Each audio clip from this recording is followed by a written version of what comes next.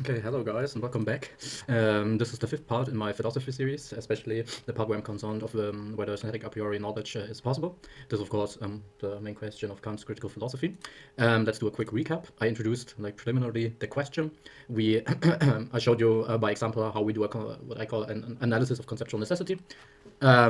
First, we explicated the notion of knowledge. Of course, we didn't do a sufficient explication, but we only were concerned with the necessary ingredients, so to speak, of the concept of knowledge. This is why I talk here of analysis of conceptual necessity.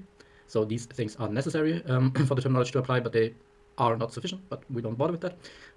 Then I explicated what a proposition is, because this concept was implied by the concept of a knowledge. Then I introduced a few distinctions in the class of propositions, namely the distinction between the a priori versus the a posteriori, and the distinction between the synthetic and the analytic. And now we can finally actually talk about a subject after all this explication has been done. Our question is, to repeat, is synthetic a priori knowledge possible? This is the fundamental question of Kant's critique of pure reason. Kant was the first philosopher to actually pose this rather skeptical question. He was heavily influenced by David Hume's empiricism to be exact.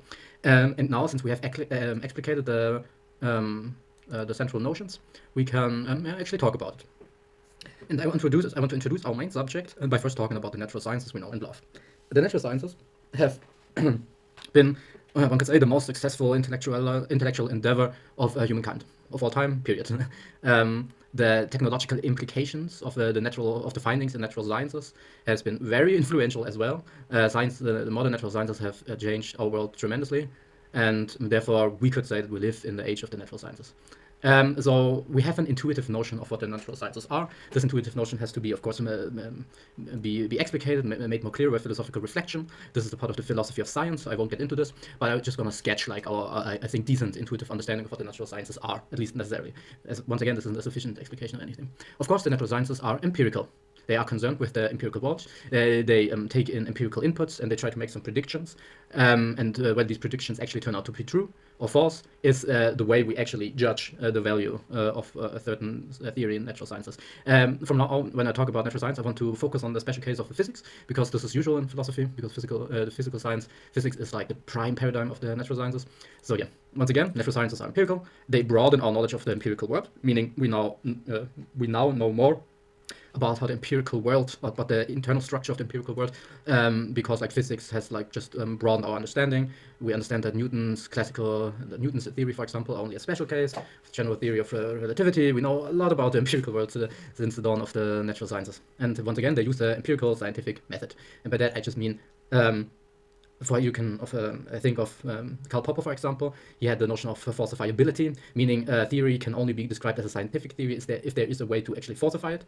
And usually falsifying a scientific theory goes by a prediction, meaning certain physical theory, for example, predicts that a planet P will be at coordinates Z at time T. If this this theory is falsified in a naive sense now, because also this notion of falsifiability needs further explication, but in a naive sense, we could say that this scientific theory is falsified by a counterexample, meaning, okay, it's time t, the coordinates set, we are looking at the right place and that's the correct time, but the planet just isn't there. Okay, this is an example of what a counterexample to an empirical theory is. In general, theory makes predictions. If these turn out to be true, we can say in a weak sense that they are that this empirical event confirms the theory. And if the prediction turns out to be false, we can say it falsifies the theory. Of course, things aren't that easy, because one single, I don't want to get into it. Maybe I'll make a few videos on philosophy of science, since this is also a very interesting field of philosophy. Okay, now let's think of the natural sciences as being on one part, on the left of a spectrum, let's say, and mathematics, let's think of mathematics as being on the other side. Because mathematics and the natural science differ in many respects. Of course, this does not mean that mathematics is somehow useless for the natural sciences. The opposite is the case, obviously. But mathematics in itself, abstracted away from when we use mathematics as a tool to describe the the empirical world, is what we could say in many aspects the opposite of natural science, because it's non-empirical. It's what we call a priori, in the sense that you can justify mathematical propositions without referring to experience. Indeed, if you would refer to like actual concrete experience, the mathematicians would laugh at you. For example, if you try to prove the interior angles of a right triangle are always sum up to 180 degrees, and you start drawing triangles in the sand and measuring them, and then summing them up, and every time you claim to verify this theory, because every time you summed up 180 degrees was the result. This is an absurd method, of course, because you can't prove truly general truth, apodictic truths with empirical means. This is not how it works. If a mathematician is tasked with or is aiming to understand abstract structures. So he is postulating structures with certain properties, and he tries to figure out what logically follows from these properties. If you do analysis, if you do any type of mathematics, you're not referring to experience. This is what I'm trying to say in like these convoluted terms. It's a very obvious thing. And of course, the mathematics also doesn't use the scientific method, at least in the ordinary sense of this term, scientific method. Yeah, the scientific method, at least I understand, is an empirical method. It's a way of empirical reasoning, and mathematics is, of course, a priori reasoning. It's about abstract structures, it's about numbers, it's about the concept of infinity, of limiting processes, and analysis and topology of different spaces. This is nothing empirical, should be clear. So in this sense, we could say that the natural science and the mathematics are like polar opposites in a way, right? Now we can ask the question: does mathematics broaden our knowledge now of the empirical world? Because it's trivial. Of course, mathematics broadens our knowledge. There are many like mathematical discoveries. For example, if a guy actually is able to prove Fermat's theorem or something like that, this, of course, now our knowledge has been broadened in the sense that we know something, that Fermat's theorem is true, for example, that we did not know before. But this is not the question we pose. We ask broaden our knowledge of the world, right? And world, you can see this is the problem when doing philosophy, because this little world right here is doing the heavy lifting.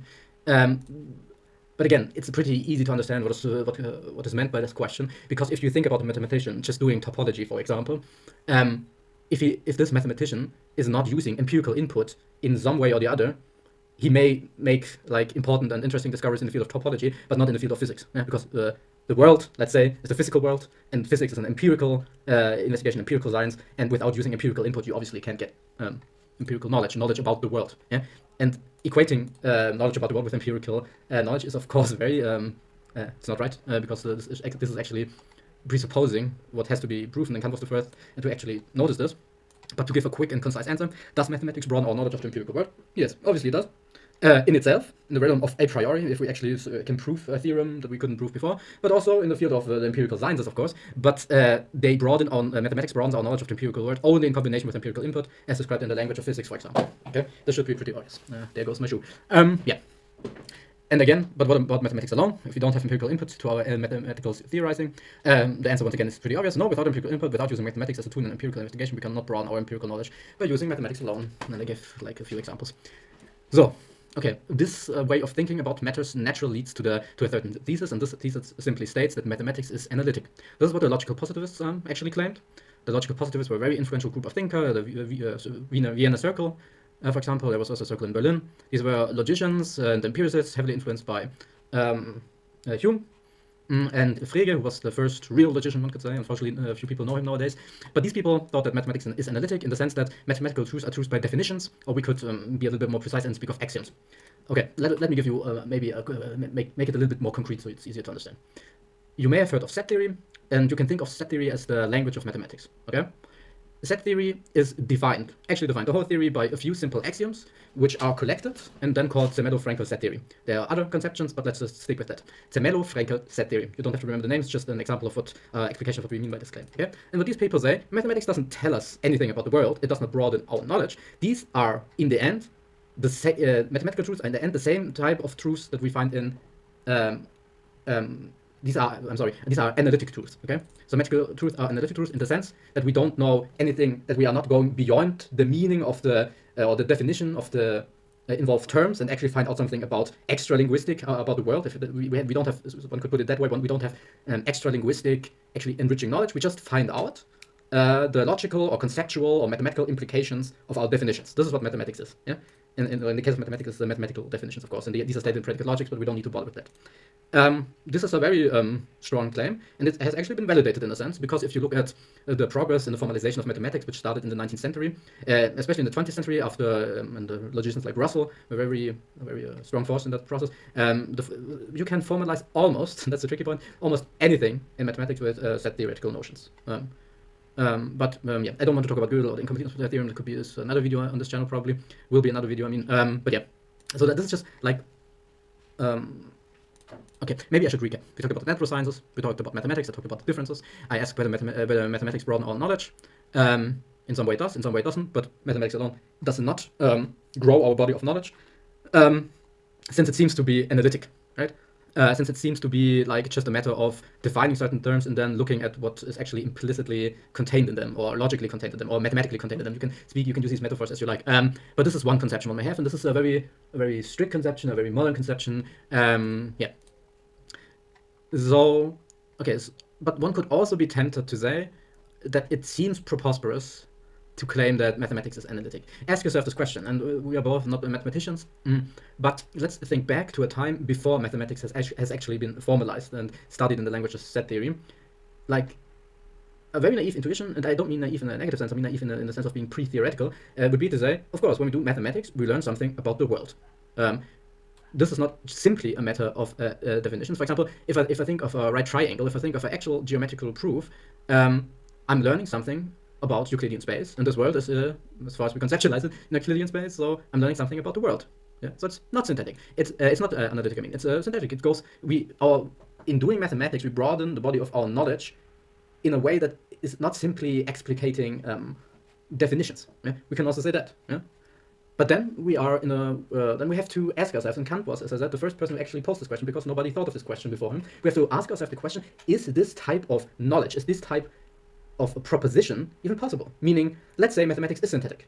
We already established that mathematics is a priori. This is like certain. But if mathematics is also synthetic, then it grows our body of knowledge. We gain knowledge about the world, and then also about the empirical world. But in justifying these analytic synthetic propositions, and a priori synthetic propositions, we don't have to justify them. We don't have to refer to experience at all. And this seems a little bit weird. This seems like it, especially if you have very empiricist intuitions, this seems unacceptable. It seems to be like just plain obvious that if you want to know more about the world, about the empirical world, then you start theorizing theorizing about the empirical world, then these theories have to be justified by somehow referring to experiences. This seems to be obvious for an empiricist. This is like something undeniable. And here we can actually introduce our main subject, because claiming that mathematical propositions are synthetic a priori is like a way of introducing this topic, because there are many other propositions that are synthetic a priori, and we find them in different fields. Philosophers and intellectually, in general, have thought implicitly or explicitly, meaning they maybe just supposed it, never thought about it actually, but they thought about it for a long time, up to the Enlightenment, that it's possible to broaden our knowledge of the empirical world, meaning to gain synthetic knowledge, without referring to experience at all, meaning justification a priori. Okay? And these people we call metaphysicians, difficult word to pronounce. And our question of is synthetic a priori knowledge possible is actually equivalent, or not equivalent, but is presupposed by the question of whether metaphysics is possible. Is it possible to broaden our knowledge of the world, meaning to gain synthetic knowledge without referring to empirical input at all? This is possible. How should this be possible? This is especially from a modern perspective. We are very skeptical about this claim, but this was like just assumed up to the Enlightenment. Of course, there were skeptics like Hume who questioned this, but the general public, the general intellectual public, so to say, was convinced that we can make claims whose truth is not simply a matter of like definitions, and we can justify these propositions, these claims, without referring to experience. Okay, let me maybe give you a few examples of synthetic a priori propositions, because examples always aid the understanding, right? So, every time we talk about causality, we are making a synthetic a priori claim. For example, if I say this or every event E, if I say every event E has a cause E prime, I'm making a metaphysical claim. If I, for example, say this event of the ball falling has the cause some other event I'm thinking about, right? These are metaphysical propositions, as Hume observed. He became very skeptical about our concept of causality. Because what you have given in experience is simply that one event follows the other. You may set up an experiment, for example. You may control for certain variables and actually repeat this event all the time, and you do it a few thousand times maybe, and every time, for example, you drop the ball, it falls down, right? You can repeat this and holding everything constant more or less, but what you see is just like two events. The ball, you release the ball and the ball drops down. You release the ball and the ball drops down. But what you can't just observe, which is that gravity, is the cause of the ball dropping down. That you releasing your hand is the cause of the ball dropping down. This you cannot observe. This is obviously already theorizing about empirical input. And since you can't like get the notion of causality simply by empirical input, this seems to be a priori. this also seems to be a statement which is not just analytically true. This is a claim about the real world. This is a claim that in the real world, every event has a cause. This is like not a trivial claim. Okay. Similarly, you could say event A has followed event E prime with causal necessity. Another claim you could make. Because it is possible, necessary, contingent that P. Every time these modal operators occur, it's simply a metaphysical proposition in the sense that it goes beyond the empirical world. So you can't justify these claims simply by referring to experience. And they also are not simple analytical truth. They say something about the real world. We can also say we live in a totally deterministic universe. We could also claim that God exists. We can say that there's a life after death, and so on and so on. All these propositions are metaphysic propositions in the sense that if you want to judge them, if knowledge is even justify them, if knowledge is even possible of propositions of this type, it has to be synthetic a priori knowledge. And in this sense, I'm talking about synthetic a priori propositions, because what is known in like synthetic a priori knowledge is simply a synthetic a priori proposition. This is the way we explicated it in the previous videos. And once again, to repeat, these are synthetic a priori claims. If this were true, this would be synthetic a priori knowledge, because it is synthetic, it is claiming something. It's not just like a matter of definition that these claims are true or false. So it's synthetic in that sense. And if we would try to justify them, we can't refer to experience alone. Actually, if we want to justify them, we shouldn't refer to experience alone, because it just doesn't help us. You can't, like, to claim that something is possible. This is not an empirical statement. Also, if I say this is a beautiful picture, this is not simply, of course, experience plays a role, but there is an integral a priori part of these statements, the concept of the beautiful, the concept of the possible, the concept of a cause, which at least so it seems, you can only justify a priori, meaning without referring to experience, meaning these claims are in some sense stronger. Often they are more universal, so experience alone won't help you justifying these propositions. Okay, this is the question we have. Is synthetic a priori knowledge, in this sense, possible? Meaning, are there propositions which are true, but the truth is not simply a matter of definition of meaning? And these propositions can be known to be true without referring to experience. This is the question. This is the central question of metaphysics as well. And before we have a sufficient and understandable and clear answer to this question, we need not bother with metaphysics. Okay, a very important question that does. Okay. Once again, here I defined metaphysic proposition in the terms just described above. But proposition P is a metaphysic proposition if and only if P is synthetic a priori. This is just a useful definition, because if we claim that synthetic a priori knowledge is possible, and if we also claim that mathematics is synthetic a priori, then mathematics in a sense would also be metaphysic knowledge. If you have problems with that, we can revise this definition. I'm not really interested in semantic questions of that kind. Okay, now this video is a little bit long. I apologize for that, because I want to end now by drilling in and by repeating and maybe further explicating the concept of a synthetic a priori proposition and synthetic a priori knowledge, because I can understand that this may be a little bit complicated and many people are not really clear on what I'm talking about. So let me try again. Yeah.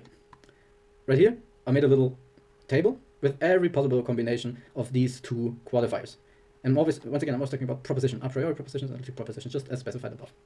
And now let's look at these different combinations and see whether we can make sense of them. And this is a perfect exercise for you guys. If you actually are thinking about the stuff, of course, the answer you see here already, but think about, why is the a posteriori analytic nonsense? Think about why I gave these names. And if you can come up with an explanation yourself, you can be very proud of yourself, because then you definitely understood it. Okay, once again, let's talk about it. And this is only a quick recap, and then I will end this video. Let's talk about a priori analytic. Easy, we already had this. These are simple conceptual truths. These, when we are making a conceptual analysis, when a proposition is true simply due to the meanings of the involved terms, this we call a conceptual truth. It's obviously a priori, because if I, once again, to give this very stupid but handy example, if I'm thinking about whether all bachelors are unmarried men, I don't have to refer to experience in any kind of way to actually justify this claim, because obviously this claim reduces to a tautology, and in that sense it's trivial. But the claim is more general in the sense that even if we have more interesting concepts than the concept of a bachelor, if you have many concepts, this is also the realm of conceptual complexity, just as I described it in, I think, my second video, or my third video, I don't know anymore. Okay, then let's talk about the analytic a posteriori. This makes no sense. Maybe you should ask yourself why. Because, once again, analytic proposition is true, if it is true, just due to the meanings of the involved terms alone. I think, again, of all bachelors are unmarried men. Yeah? Again, if we want to justify this claim, we don't have to refer to experience. It's simply true by definition. We don't need the aid of empirical input, so to say. So the analytic a posteriori makes no sense at all.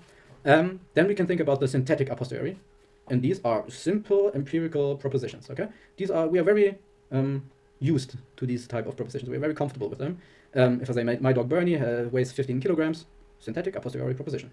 These propositions are not true simply by the meanings of the involved terms. They broaden our knowledge. This is an epistemological way of putting it. They broaden our knowledge about the empirical world. It's not simply a matter of what is implicated by the definitions. And if we want to justify these propositions, we have to refer to experience, and that's it's simply synthetic a posteriori. Okay, but now think about the a priori synthetic, like on this diagonal, right? On this diagonal, it's very clear, there's the conceptual and there's the empirical, and the a posteriori analytic is obviously nonsense, but is the synthetic a priori also nonsense? This is the question we posed above, and this is the question I want to elaborate on in further videos. Yeah? And once again, to repeat, this simply means, are there propositions we can know to be true without referring to experience, but these propositions also are not true simply by meaning of the involved terms. So they are broadening our knowledge of the empirical world, or the world in general. Yeah, hopefully I didn't lose you, because this is, I think, the most complicated part of the series, just to introduce these very technical notions. And yeah, see ya. Thank you for listening. Bye-bye.